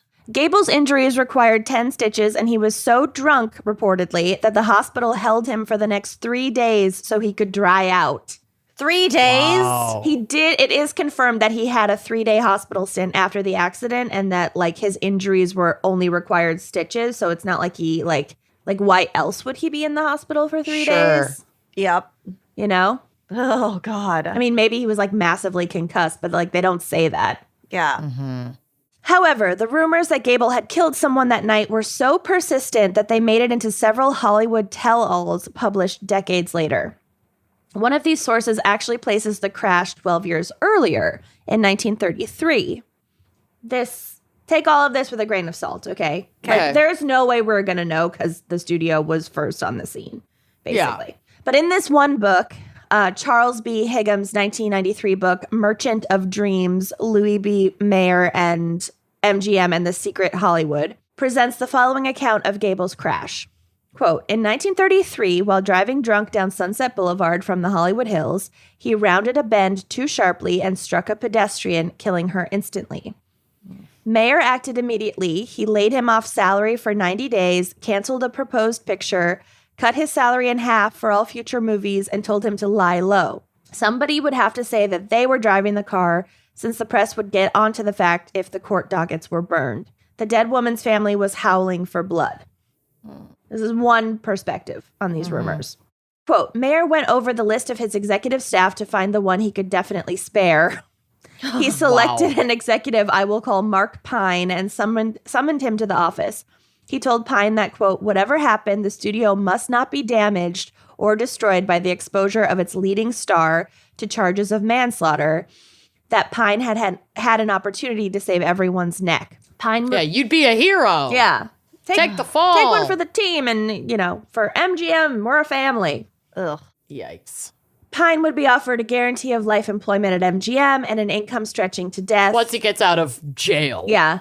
Yeah. If he would take the rap for Gable, plead guilty to a manslaughter charge, saying that he was with Gable at the wheel and by prearrangement with the Los Angeles District Attorney, Burren Fitz, would go to prison for a limited time. Wow. He accepted. Gable went to Palm Springs to begin filming It Happened One Night, and Pine served a 12-month term. No inkling of the matter ever reached print. Okay, Dang. This is one. But it's on record that this man, allegedly, is on record anyway, that he served prison time. For a manslaughter charge. I don't think we know because this. Well, we can't confirm it because they're not using his name. Right. Mm-hmm. Yeah. Okay. So who knows? And also the 12 years difference in the date is suspicious. Sus. Yeah. Because why would the press? Yeah. Okay. So Snopes actually has debunked this 1933 account business. Okay. I do trust Snopes. Yeah. Noting that Gable did have a week-long hospital stay in 1933, but it was not the result of a car accident. Rather, it was to get cosmetic surgery on his, quote, famously large ears. Incredible. Okay. Were his ears any smaller afterwards? I mean, kind of, yeah. I guess. Hopefully. Yeah. Unless it was a total cover-up lie, is my point. Right. He did have pretty large ears. I think, but you can tuck them back, Mm-hmm. Yeah. Pin them. Yeah. Yeah. Snopes goes on to note that it is suspicious that the only source this book provides is an interview with a former studio employee 60 years after the fact, and that the details are impossible to verify because no real name is provided for the alleged victim, and the only, or no name at all for the victim, and only a pseudonym for the employee who supposedly took the fall. So there's just... It's shady. It's very shady. Yeah. Mm-hmm. The website states, quote, we began to suspect that the author had been taken in by someone who simply recounted an age-old rumor to him as if it was a real-life event. Mm-hmm. So the 1945 car accident can be verified, an accident involving a car and Clark Gable and 1945. Mm-hmm. A chemistry occurred. Mm-hmm. Mm-hmm. This is through numerous newspaper articles at the time, which were published the following day about Gable's hospitalization. None of these articles make mention of someone dying at the scene, but of course, those who believe the cover-up rumors say that this MGM just did a good job. Yep, covering it up. However, the ultimate conclusion of the Snopes investigation was that, quote, from such hazy half-rememberings and unconscious conflation of separate events are long-lived rumors created, especially when such tales confirm what everyone knows, that the studios of the 1930s and 40s went to any lengths to protect their misbehaving stars. The rumor about a dead woman and a studio flack sent to jail sounds believable because it so perfectly fits with what we already believe about how studios guarded their properties and is therefore accepted as valid without question. Also could have been, well, no, he already was in Gone with the Wind, so never mind. I was going to say it would have been more leverage for making him do Gone with the Wind, but that would have been only if it happened in 1933. So never mind. Ignore what I said. There could have been another huge movie that he was... Yeah, the whole rest of his career. Yeah. Yeah. Right. We're never going to know I think he was definitely driving drunk. Oh, yeah. And something fucked up happened, whether or not somebody died. Whether caused they were a fucking just accident. Yeah, whether or not another car was even involved or not, they covered up his drunk driving. Yep. For sure. Yep. And maybe somebody else got hurt or killed. We don't know. Gable died 15 years after the crash of a heart attack at the age of just 59. Hard living. Oh. Yep. He died before he could see the birth of his first official child, John Clark Gable, with his fifth wife, Kay Spreckles. Spreckles die Deutsch. That's so cute. Oh, Spreckles die Deutsch. That is cute. Oh, that's cute. Some Greg Spreckles. It would come out years later that John Clark Gable was actually not Clark Gable's first child. Back in 1935, he had impregnated a co-star named Loretta Young, but Young hid her pregnancy and then later claimed to have adopted her daughter, Judy. The loophole. So it could go the other way, too. It's like you're not allowed to get pregnant, or if you do get oopsies pregnant, you have to pretend, hide it, and then we'll let you adopt your own child. Or have them be forced into an abortion. Yep. So this daughter, Judy, would not learn the truth about who her father was until after he was already dead. Did she have big ears? I don't know. I don't have a picture of Judy. Let's say she did. That's more fun. In either a weird twist or a case of the apple not falling far from the tree, his son, John Clark Gable, was arrested in 2013 for a hit and run. Oh, dear. After he drunkenly crashed into 6 parked cars in Malibu. Yikes. And then drove away from the scene. Oh, no. That's so weird. Yeah. And the grandson, John Clark Gable III, also recently died of some drug issues. So there's some addiction issues. Yeah. happening Wow. in this line. That's sad. That is a crazy coincidence. I never knew any of this. Neither did I. I didn't know much about him. Literally, obviously I had seen Gone with the Wind, but like I saw it for the first time way before I had any interest knew or in cared who Clark the Gable actor was. Yeah. Yeah. And then I watched the movie Captain Ron Of so course you many did. times growing up. Of course you did. And Recently. See a Captain Ron? he is not in Captain Ron, but he is referenced in Captain Ron. yeah. Like the sailboat that the family inherits supposedly like belonged or is rumored to have belonged to Clark Gable's estate. So they talk about Clark Gable a lot and like Clark Gable making love in that bed on that sailboat. Ick. And God. I didn't know, I never knew who the fuck Clark Gable was, but as a kid it was like, I gotta find out who this Clark Gable is. Contextually, you knew who he was. I knew That he he was was famous. Yeah. And a Wow. wild lover. And might have had a sailboat. I don't know. Maybe. Captain Ron. Great film. Wow. I love that Captain Ron was like definitely the inspiration for you doing this case. Because you just recently watched it. I just recently watched a different Kurt Russell film. I just watched Overboard, Overboard. yeah. Okay, But my bad. I got them I'm mixed due up. for a Captain Ron. I hope it holds up. I've seen that movie probably 100 times. I'm due for a is it House Guest? The House other Goldie Sitter. Hawn? House Sitter with Steve Martin. Yeah. When she's doing the dance. Oh, the best. God. I love that movie. It's a great movie. I Anyway. watched Private Benjamin. Private Benjamin is a weird one. not in the top pantheon, I would say. the Goldie Pantheon. Pantheon. I love that y'all can't follow y'all can't follow Stranger Things, but you can. Okay, no, I get follow it. the Clark Gable to Kurt Russell to Goldie Pantheon. Yep. 100%. No, this makes perfect sense. Nope, you're right. Yeah. Okay. No further If questions. you know, you know, and you have to watch Overboard, House Sitter, Captain Ron. No Goldie, but it's still really good. Kurt I'm Russell's watching kind of the Mommy male Dearest Goldie. tonight. So. Oh, and Mommy. I got a lot to do. We better keep trucking. Yep. I'm ready. Let's hear a word from our sponsors. You are totally unique, and you know what? So is your hair. And you need those unique products to address your hair's specific needs And that is where Function of Beauty comes in. Oh, you guys, you know how much I love Function of Beauty. My hair has so many needs. A lot. There's color in there. There's glue in there. There's there's other people's hair. God in only there, knows people. what's in there.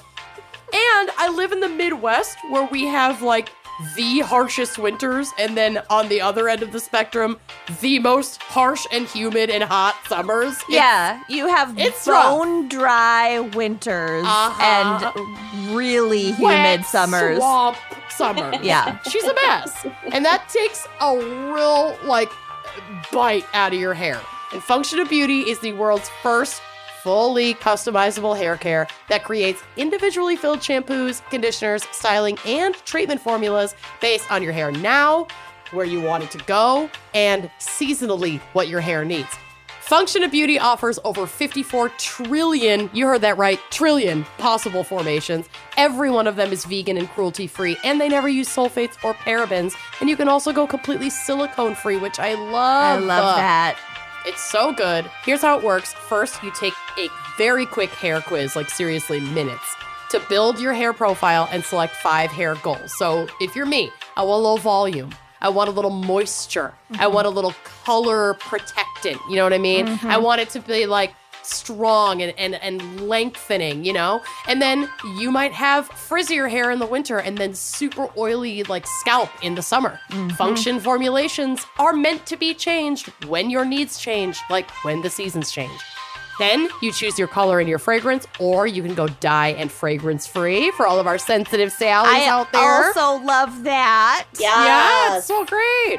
Then you get your freshly filled formula delivered straight to your door, and you prepare for good hair days ahead. Also makes a great gift, I have to say. I've gifted my really mom does. Function of Beauty, and she is obsessed. Yeah, it's nice. It's good stuff. It's got our little name on the bottle. It's so cute. Yeah. So say goodbye to generic hair care for good today. Go to functionofbeauty.com/gals25, GALS25, to take your hair goals quiz, and you'll save 25% on your first order. Again, go to functionofbeauty.com/gals25 to let them know you heard about it from our show. And to get 25% off your first order, that's functionofbeauty.com/gals25 to take your hair quiz and save 25% on your first order and treat your hair. Treat it. All right. Are y'all ready for my case? Who knows? I guess. Yeah. Sure, I'm doing okay. Mentally. Yeah, we can do Yeah, this. right. Everything's No, you're not, relative. but- Everything is relative. So as Lucy said earlier, normally I do not like unsolved cases. I like things wrapped up. But for whatever reason, this one really intrigued me. Yay, I love a loose end. So Jean Spangler was a Hollywood starlet in the 1940s. She was born in Seattle in 1923, and her family moved to Los Angeles when she was young. Los Angeles. City of Angels. City of Angels. when she was Tinseltown. young. She attended Franklin High School and right after graduation dove into modeling and acting with dreams of being on the big screen. Though she didn't Or strike as Broadway, much... whatever. Or Broadway, her backup. backup Broadway. Her safety school. My backup is Broadway. God. Though she didn't strike as much fame for her film career as other ingenues of her generation, she held her own and had some small roles in When My Baby Smiles at Me, Ick. Oh. Chicken Every Sunday, and a musical that I'm going to need to check out, Young Man with a Horn. Who is coming up with these titles? I don't know. These are but terrible. Young Man with a Horn. Will come back into sound play. like really bizarre horse racing names. Kinda, but I love it. Chicken Every Sunday in the lead. Chicken every. When My Baby Smiles at Me, coming up from behind. You know your dad knew all of these films, I'm though. certain he fucking did. Oh, yeah. They're probably still somewhere living on his TiVo. Which was The all TiVo Turner Classic Movies. Yeah, Yep. the ghostly TiVo memory of my father. If my father is haunting anything, it's someone's DVR. It's the set of Turner Classic Movies. Yeah. He's living inside of like somebody's on-demand DVR. He's in the computer. Under the ground. Actually, he's not. But anyway. Young man with a horn will come back into play later in this story. So in Thank 1942, I know, we're not done with that horn. In 1942, at only 19 years old, she married a man named Dexter Benner. He was not a Hollywood guy, but he had a successful career in plastics manufacturing. Oh, Plastics. Yeah, he was a plastics man. Ever heard of it? Ever heard of it? It was new at the time. They were only married for 4 years, but during that time had a daughter named Christine. Some reports said that she actually filed for divorce a mere 6 months into their marriage, citing abuse at the hands of her husband, and that they continued a tumultuous on-again, off-again relationship and then had a child. And she tried to stay in it for Christine's sake, but just couldn't deal with it anymore. Okay. So in the wake of their divorce, a custody battle raged for several years. Dexter was first given custody because he had alleged that Jean had been unfaithful to him during their marriage, which very well may be true. I don't know. But also, like, shouldn't be grounds for losing custody, but also back then it was, apparently. Yep. And he weaponized this custody win and denied Jean access to their child, Christine, on 23 occasions and even threatened that he would, quote, fix it so you'll never get to see her. Yeah, so he's an abuser, and this is all very clear. Okay. He's a psycho. Yeah, got it. But eventually, Jean was awarded full custody of Christine, with the courts deciding that a child's place is with their mother. And she moved in with her own mother and sister to help her balance motherhood and an aspiring acting career, as well as to be supported through this really awful time in her life. But now, a 26-year-old divorced single mom, she could see her Hollywood dreams slipping away. Hollywood is fickle, and now she was considered undesirable. Her fame had come from the divorce and not her talents as a performer. But around this time is when she got this bit role in Young Man with a Horn, and it's like, this was actually, some of the movies that she was in had Better big names in names. them. Like, not better names, but like big name actors in these movies. So she was like, at this time, on a precipice of kind of digging out of the sort of bad press of her divorce and like staking her claim on Hollywood. And she was sort of slotted to be like the next Hollywood ingenue. Okay. Even at 26. So it's like kind of a big deal. Okay. Kirk Douglas was starring in this film, and the two of them met on set. Jean was working primarily as an extra and a dancer in this musical, so her call times were often in the evenings. Usually her mother would watch Christine, but she was away visiting family in Louisville, Kentucky. So Jean dropped Christine off with her sister-in-law, Sophie, on the night of Friday, October 7th, 1949. It's never good when we have an exact date. No. Yeah. If you hear an exact date on this podcast, Something's coming. someone's dying. about to die. Maybe. Ooh. She told Sophie. So Sophie was her sister-in-law. She had one sister and one brother, and her brother passed away in active duty in World War II. Okay. But her sister-in-law, Sophie, stayed very close with the family. Oh, that's and sister-in-law. So not Yep. ex's sister, brother's Nope. wife. Got it. No relation to Dexter. This was her, like actual familial brother's wife. Got it. Now widow, who stayed close with the family and who she trusted to care for Christine when her family couldn't handle it. Or nice. was gone, whatever. Yep. So she told Sophie that she was going to meet with Dexter, her ex, to discuss a late child support payment and then head to work for an evening shoot. Oh, this fucking asshole. God damn it. Well, we'll see. That's a lot. Maybe she murdered him. That'd be great. We don't know. So this is from Entertainment Weekly. Quote, she came down the stairs and asked how she looked, Sophie later told reporters. She smiled at me, and then her little girl, Christine, asked where she was going. I'm going to work, Jean answered, but she winked at me when she said it. It was not unusual for Spangler to go to work late in the afternoon as a bit player involved in night shoots, but Sophie and dozens of others were left to wonder, did that wink suggest Spangler was using work as a cover for something else? She had made a phone call to Sophie later that night to let her know that work would be keeping her all night and that she wouldn't be back until morning. So Sophie puts Christine to bed. Sophie's like, okay, you're going to be working all night. You're either going to get back really, really late or whatever. I'm going to go to bed. Got it. But despite where Jean claimed she was going, the Screen Extras Guild claimed that she was not scheduled or on call for filming that evening. And come Saturday morning, she had still not returned home. Concerned, Sophie called the police and an investigation began. It was then that they discovered she had not been scheduled to work at all at any of the studios in Los Angeles. So then they went to talk to Dexter, who also claimed not to have seen Jean at all Like that she night. wasn't scheduled to work that night at anywhere, but she At any of the had studios. been working. It wasn't like this Correct. whole period she was lying. Okay. Correct. Okay. Yep. Just so it's that just night. that night. They just Okay. don't know what the wink meant. Sophie, the sister-in-law, is like, she winked at me. I don't know if that means something now after the fact, but And it's so common to like say Yeah. whatever in front of a little kid. exactly. You know, you're not going to like fully explain.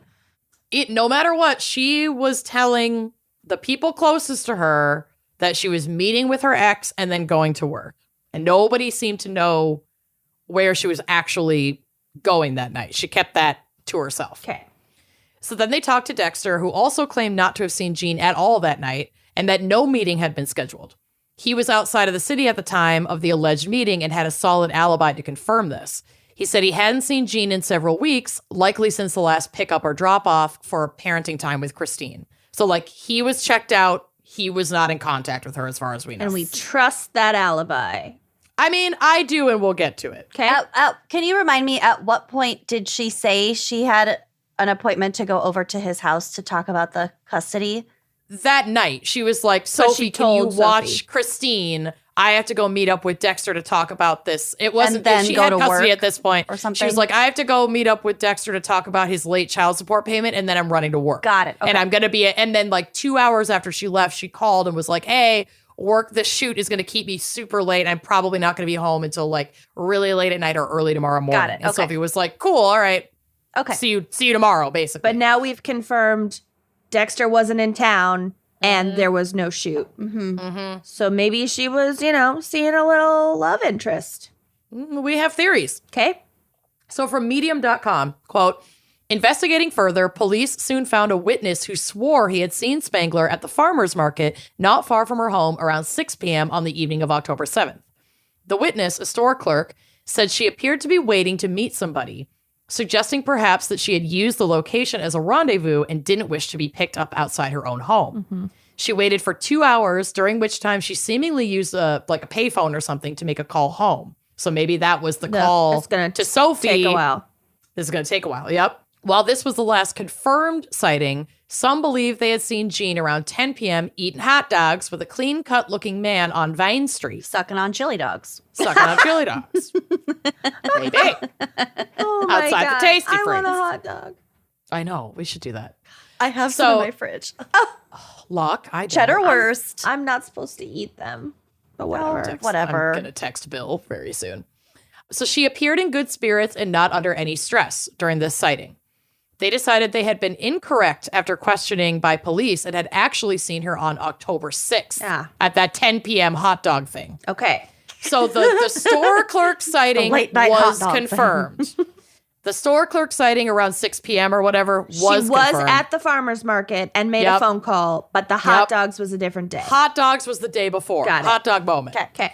However, another witness placed her in the company of a clean-cut man at the Cheese Box restaurant around 1:30 a.m. on October 8th, so late at night, the night of.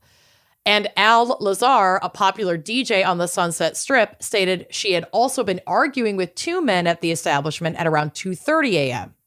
Terry Taylor, the proprietor, also placed her in the company of this clean-cut man, as did a newsboy. So a bunch of people saw her out late night, the night Out late of her night. disappearance with a clean-cut man and With a arguing with horn. some other dudes. Mm-hmm. Okay. Then the mystery got even more mysterious. On Sunday afternoon, so 2 days after her disappearance, her purse was found in Griffith Park. And this is like Griffith Park, like there's Griffith Observatory. It's like, it's in the city, but it's not, it's very intentional to go there. It's like Okay. overlooking. Yeah, it's not like right down the street from She's not passing the cheese through. box. Yeah. And if you're walking there in the middle of the night by yourself, that would be, I wouldn't be comfortable doing that. That would be odd. Yeah. Kind of far The away, s- too. Yeah, it's kind of off the beaten path. Yeah. So the strap of the bag that they found was partially torn as though someone had tried to yank it off her shoulder. And inside of the bag was a note written by Jean herself. So it's possible that this was like a snatch and grab and that it was dumped there and that she was never there in the first place. Okay. The note appeared to be unfinished, ending with what looked like a comma and read as follows, quote, Kirk, can't wait any longer, going to see Dr. Scott. It will work best this way while mother is away. Oh, she's getting a shmushmortion from Kirk Douglas. Yeah. Was he the clean-cut man? We don't know. Did they We don't mention know. a chin? I Was a don't know. chin mentioned? I'm assuming he had a chin, but I don't know if it was specifically It wasn't mentioned. remarked upon. Okay. And Kirk Douglas, to be fair, like Kirk Douglas at that time was a big name in Hollywood, people so it would've- wouldn't be a clean-cut man. It would be, oh my God, I saw her with Kirk fucking Douglas. Right. You know? Because, like, like- how would she be recognized but not Kirk Douglas? Correct. So I have theories, but we're going to unpack all of it. So the only Kirk that Jean could be directly linked to in her life was Kirk Douglas, the star of Young Man with a Horn. Aha! He claimed at first that he didn't even know her, calling the police as soon as this detail of the note had hit the press, trying to clear his name. But that raised the question of, if you didn't know her, why would you immediately call police, assuming you're the Kirk referenced in this note, and distance yourself from the note? True. He then changed his story, saying he did know her and that they were friendly on set, but that they'd never spent time with each other outside of the studio. Quote, I told Detective Chief Thad Brown, it's probably Tad, but I like saying Thad, that I didn't remember the girl or the name until a friend recalled it was she who worked as an extra in a scene with me in my picture, The Young Man with a Horn. Then I recalled that she was a tall girl in a green dress. I talked and kidded with her a bit on set, but I never saw her before or after that and have never been out with her. Too many details, you're lying. I think it's sus. But Kirk said this in a press statement on October 12th, 1949, so like the week after she disappeared. As for his whereabouts on the night of her disappearance, he was in Palm Springs, so he was not looked into further as a suspect. But I'll loop back to this because I He have a could theory still on just it. be he could still be not responsible for her death and playing cover up, or Well, and at this point, they hired. don't even know if she's dead. There's no body. There's no body. The only evidence is this purse. right. No, she's disappeared in thin air. But I mean, she's definitely dead. But Yeah. But you know what I mean. So the investigation also revealed that Jean was 3 months pregnant at the time of her disappearance. We don't know who the father of the unborn is, but this certainly explains the mysterious, quote, Dr. Scott and the I can't wait any longer Yeah. that nobody in the family knew anything about, and why the note mentioned her mother being out of town. So there's like family members who denied that she was pregnant because maybe they didn't even know, but there were a couple of close friends and confidants that were like, yeah, she was pregnant, Yeah. and just was hiding it. Right. So at the time of her disappearance, abortion was illegal in the United States, and folks would have to seek care through secretive channels. So, like, was this what Jean was up to that night? And if Kirk Douglas really wasn't the Kirk in the note, then who was Kirk? It was Kirk Douglas. So again, from Medium, quote, I mean, I also think it was Kirk Douglas, so we're on the same page, but let's, try to pretend that this is a mystery. Okay. So police expanded the search for the actual Kirk in her life, and after questioning friends, it appeared that she may have been engaged in a secret, she may have been engaged in a secret affair. This is just weirdly written. Okay. Actor Robert Cummings, who was also like a big deal in Hollywood, and she had been an extra in a movie with him, so they knew each other, would tell police that Jean told him she was engaged in a casual relationship at the time, but not revealing the man's name, but saying she was, quote, having the time of her life. Was Kirk Douglas married at the time? Was that why they couldn't just like be dating? I think so. I believe he was married. Okay. But also studios dictated who dated and who Right. didn't. So even if he Right. wasn't. It would later be found out that this mystery man was a writer by the name of Peter Brooks and seemingly had nothing to do with the case, wasn't Kirk. So the hunt for Kirk continues. What year is this again? 49 when she went missing. Yeah, he was married. So coming up empty on Kirk's, they switch gears to Dr. Scott. The working theory now was that she had been seeking an abortion and the procedure could have gone wrong, leading to her death. Police contacted every Dr. Scott in the Los Angeles area, all of whom denied knowing Jean Spangler, but obviously they wouldn't confess to knowing her, even if they did, Right. because they would stand to be prosecuted for not only performing an abortion, but if she had died in the process, it would be very, like very bad. hiding it, covering it up. Yep. So it's also considered likely that, quote unquote, Dr. Scott was a fake name in the first place because it would be risky for a practitioner performing an abortion to even associate their real name with the procedure. Absolutely. Maybe it was his first name. Maybe, who knows?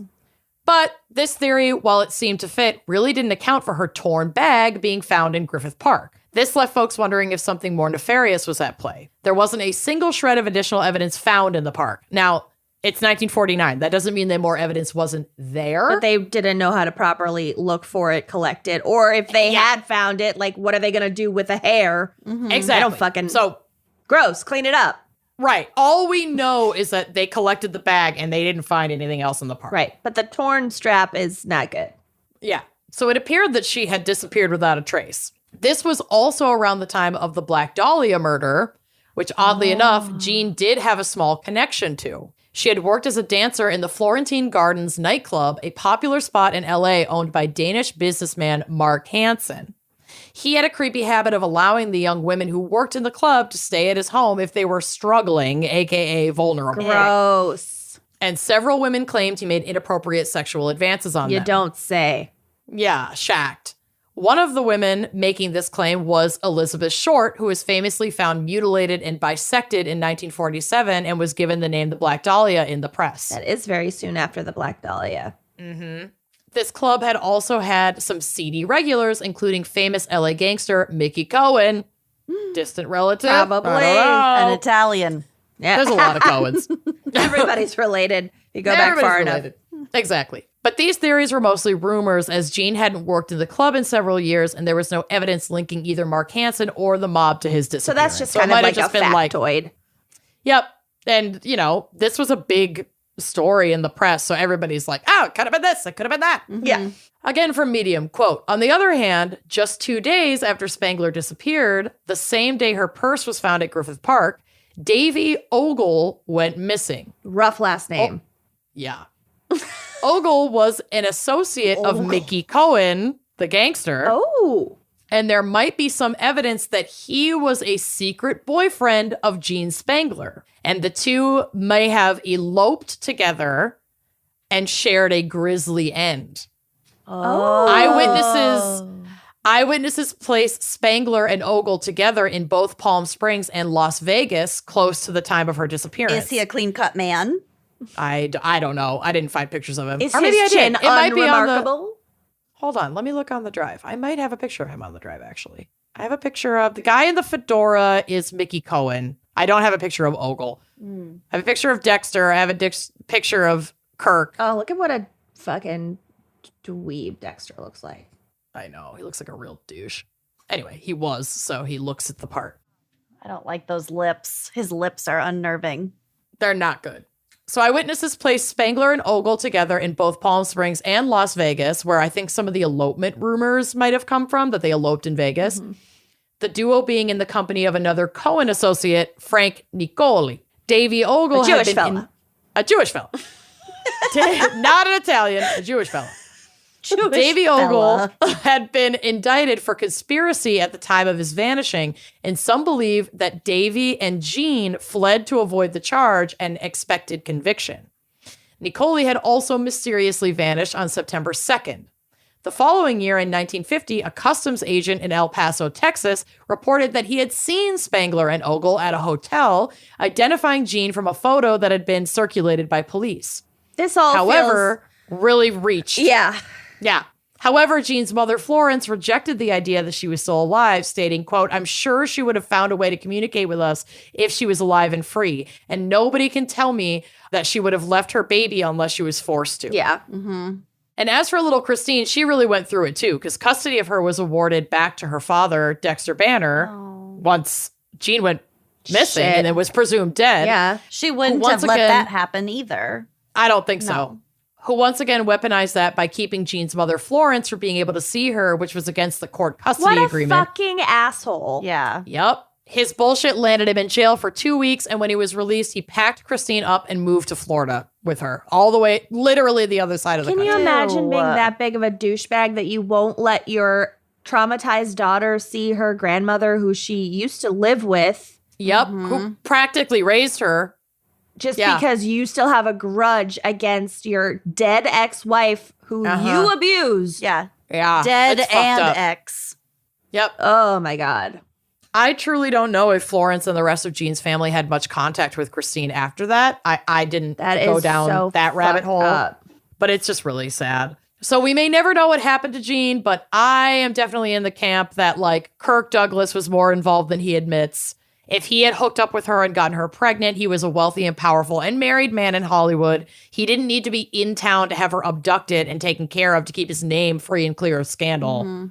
And that just seems like that fits. Like, you know how when you apply these theories that start to go down so many different convoluted, well, it could have been this, it could have been that. It's like usually the clearest path is the one that's just straight from point A to point B. I have an alternative Okay. theory. Well, good. So wanna hear it it. sounds like in the note, she is very open to getting this abortion. She does in the note, which again, she hadn't given to him because it was found unfinished in her purse. But in the note, it sounds like she's gonna go get this abortion. And like he needs to stop like dithering, basically. Yeah. Or like not giving her an answer about it or whatever. So why would he need to have her Right. If she was going to just take care of this it? in the first place. And it's already been 3 months and she hasn't blown up his spot. And hindsight is 2020, but he gets a divorce from his wife like a year later. So like, why would he need to have her killed? You know, if she's kind of cooperating. Yeah, maybe it wasn't him. Maybe somebody else had her killed I in think that same circle. I think it's possible that she had hooked up with Kirk. That relationship had ended, but she was, 3 months pregnant. A lot can happen in 3 months with your love life. Oh my God. Don't I know it? 3 And- hours. Right. 3 days. And she maybe had started seeing somebody new very casually, or she's just like out having fun with someone completely different. And some shit goes wrong there and she's murdered. There are a lot of douchebags out there. And, I know. It could have been anything. And it's not like a abduction, cover up, whatever. It was just kind of like, Yeah. she happened to be pregnant by somebody else when she was murdered by somebody else. I don't know. I just want to commit libel against the now deceased Kirk Douglas. Yeah. I was He's thinking come up a lot lately. Yeah, I know. as you were talking about your theories and whatnot, I was thinking about what I said at the beginning, which was all of these movies have like a clear beginning, middle, end, and a resolution, and that nothing is random. Everything Right. is intentional, but that's not how life is. Right, of course like not. all of these things could have been completely separate, unrelated from her disappearance. mysteries. Right. Yeah, All she the could like have Mickey just Cohen been- thing could have been, they're like mobsters. So like people are Right. going to disappear and go into hiding. She for could all have just kinds been of out shit. drunk and vulnerable at 2:30 in the morning trying to make her way home and got abducted and someone killed her Yeah. and ditched her bag in Griffith Park Right. and then buried her somewhere or whatever and she was never found. Exactly. And they could have might have been two never different- even known she was pregnant or even who she necessarily was. She was just a Exactly. pretty woman. And Yep. maybe she got abducted or she got, her purse got snatched and then she was abducted or killed or whatever by two completely been, yeah. different things. Absolutely. Yeah, her None purse- or all of she this could gets be related. mugged. Her purse is snatched. She's trying to get home. She's alone. Yep. She gets in a car, Right. disappears. Someone pretending to help her and then they fucking ride off with her. And Yep. so I don't know. I mean, the case is still open to this day. And for several years after her disappearance, folks called in sightings all over the Southwest, including California, Arizona, and Mexico. But the sightings could never be confirmed. Or So her really ex-husband, sorry, one more theory. Or her ex-husband Right. had her abducted and killed so that he could get I could absolutely see because he is a vindictive son of a bitch. Yep. he really is. And if he found out that she had gotten pregnant, like, Oh, yeah, I know that that risk we've of talked about this. homicide goes up. Exactly. So, And he's the only one that benefited from her death. yep, because he got his kid. Right. So, I mean, there are a lot of theories that, frankly, fit really fucking well. Yeah. I don't know. Either way, it's just terribly sad. Yes. And we really, I mean, I think the only way we could get any new information is if her remains are found. Yeah. And at this point, it's been over 50 years, more than that now. And they haven't been. So Yeah, they would have to Been do like familial 7 years DNA, almost. basically. You to can even find out a identify lot her. even from a skeleton. You can see if can. it's like blunt force trauma or whatever. Yeah. Right. Drugs. Right. And even just like a location where she was buried could help triangulate Right. with where the bag was found in Griffith Park. Like there's so much more that we could learn if her remains were found. But I don't think anyone even fucking knows where to look. Right. Because they don't even know if she was killed in California. Right. It could be literally anywhere. She could be anywhere. I mean, it's just like there's I hate it. I hate it. It's the worst. And that's my case. All right. Nice. Weirdo, right? It's a weird one. Yeah. It's a weird one. This was a good Interesting. episode. It was very mysterious. Well, thank you, Bear from St. Paul, for choosing this topic. Yes, thank you. Yeah. And thank you all for listening, and we'll talk to you next week. See you next week. Bye-bye.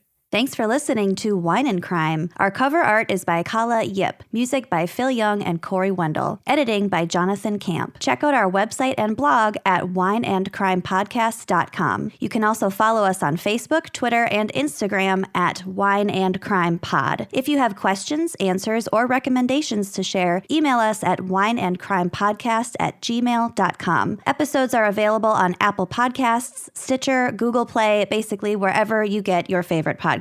And if you like the show, please rate, review, and subscribe on Apple Podcasts. It is the best way to spread the word. If you'd like to show your support, visit our Patreon page to keep this podcast and the wine flowing. Cheers!